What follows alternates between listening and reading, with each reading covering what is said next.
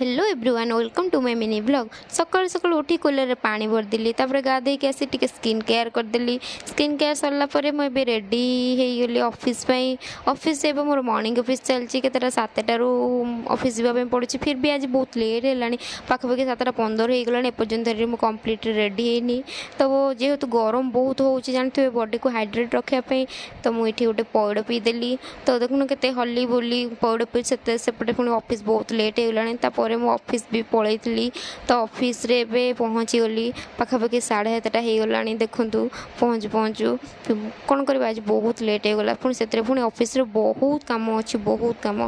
तो जाकि ऑफिस रे पहुँचिकी आउ लेट न करी मो काम जहाँ जहाँ काम थिला सब करदेली। ता भीतर केतबेले 1:30 हो गला मुझे जानी एत सारा काम थिला जे।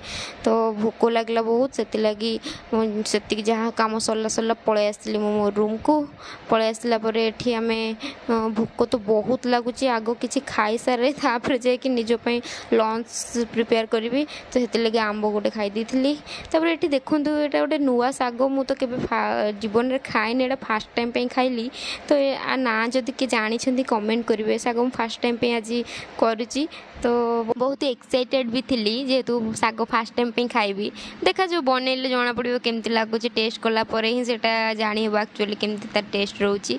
तो एपटे मु भजा बसई देती भात तो मुझे सका बनई देकी जाइली से पानी पूरी देती। दही रखी देसी दही भल दही आटा पकईदेवी। आटा कलरा आलू भजा यहाँ भी जह्नी आलू भजा एपटे साग भजा रेडी आउ टेस्ट भी कली बहुत बढ़िया टेस्ट।